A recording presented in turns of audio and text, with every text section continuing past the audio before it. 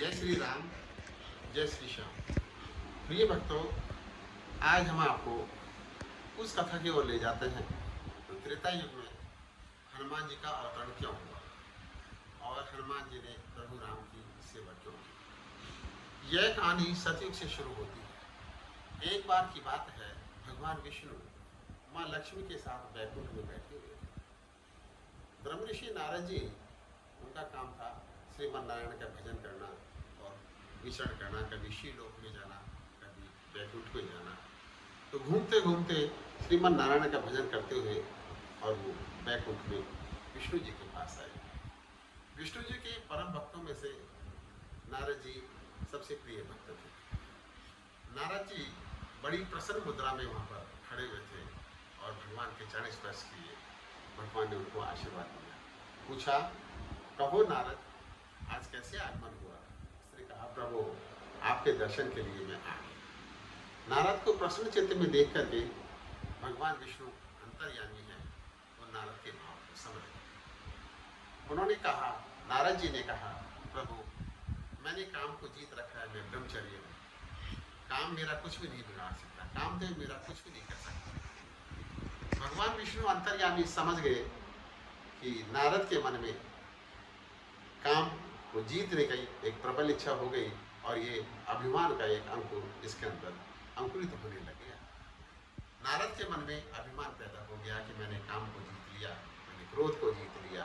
तो भगवान विष्णु ने सोचा, यदि नारद के अंदर यह अभिमान का अंकुर अंकुरित हो गया तो अभिमान हमेशा विनाश का कारण बनता है। भगवान विष्णु ने अपनी माया को फैलाया और माया को फैलाने के बाद ऐसी माया फैलाई और वह माया से नारद जी भी बच नहीं सके। नारद जी श्रीमन्नारायण को नमस्कार करके बैकुंठ से चले गए।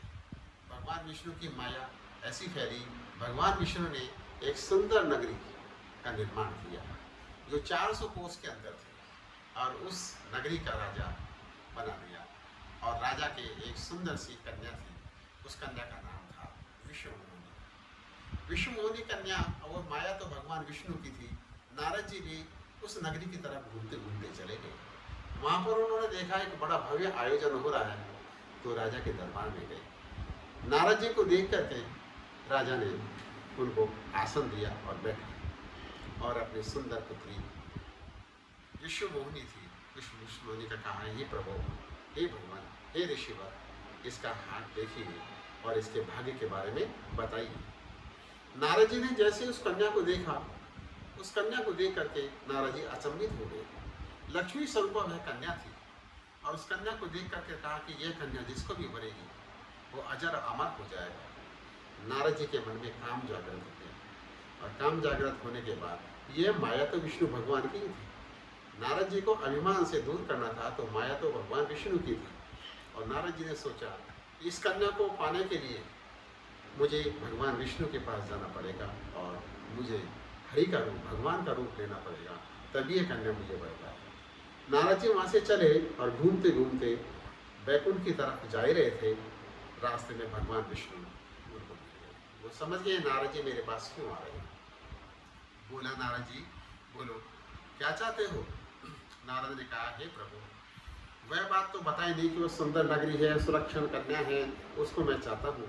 और उसने कहा कि प्रभु, मुझे यदि आपका रूप मिल जाए तो मेरा कल्याण हो जाए। भगवान विष्णु समझ गए और भगवान विष्णु ने कहा कि मेरा रूप चाहिए, तो मेरा रूप। उसने कहा कि आपका मुझे हरि रूप दे दीजिए।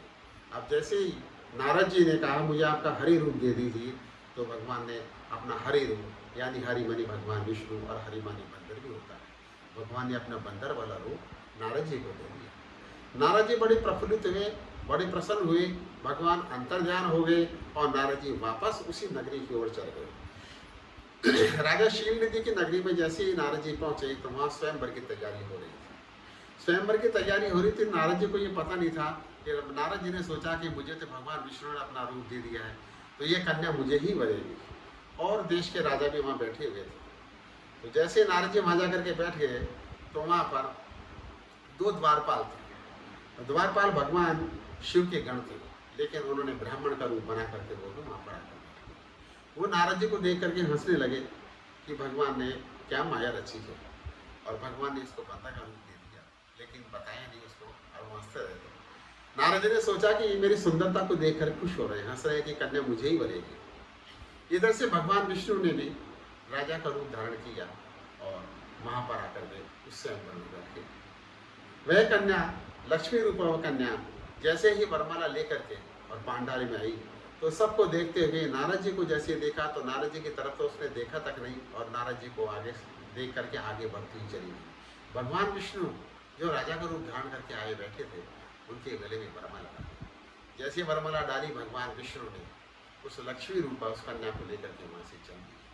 नारद जी ने जब सब कुछ देखा तो नारद जी क्रोध में आग बबूला हो गए और जो दो थे जो भगवान शिव के गण थे जो द्वारपाल के रूप में थे उन्होंने उनसे कहा कि नारद जी एक बार अपना दर्पण में मुंह तो देखो। जैसे ही नारद जी ने दर्पण में अपना मुंह देखा कि उनका मुंह बिल्कुल बंदर जैसा था। नारद क्रोध के अंदर बिल्कुल आग बबूला हो गए, वापस बैकुंठ की ओर जाने लगे। बैकुंठ में जाने लगे तो भगवान विष्णु लक्ष्मी स्वरूप उस कन्या को लेकर के और वहीं पर रास्ते में मिल गए। नारद जी को गुस्से में देख करके और उन्होंने कहा कि नारद रुको, ऐसी क्या बात है, क्योंकि भगवान की माया तो उसके सिर पर चढ़ी हुई थी। और जैसे नारद जी ने कहा कि तुम कपटी हो, तुम धूर्त हो, तुमने जैसे समुद्र का मंथन हुआ तो भगवान शंकर को विष पिला दिया और देवताओं को और राक्षस उसको असुरों को तुमने शराब पिला दिया और अपनी लक्ष्मी जो थी उस लक्ष्मी को तुमने ले लिया, तो तुम तो शुरू से कपटी हो, शुरू से चतुर हो। बहुत गुस्से में आग बबूला हो करके और उन्होंने भगवान विष्णु को श्राप देने लगे जब तक माया उसके ऊपर चढ़ी हुई थी। उसने कहा कि आज तुमने मुझे जो बंदर का रूप दिया है, एक दिन तुम भी मानव शरीर के रूप में अवतरित होगे और यह बंदर ही आगे जाकर के तुम्हारी सहायता करेगा। जब तक माया उसके ऊपर चली हुई थी, जैसे भगवान विष्णु ने कहा, भगवान विष्णु ने देख करके हंसने लगे और भगवान विष्णु ने जैसे ही अपनी माया का जाल हटाया तो वहाँ पर ना तो वो कन्या थी और न ही उनके साथ रुक्मिणी थी, भगवान विष्णु अकेले थे।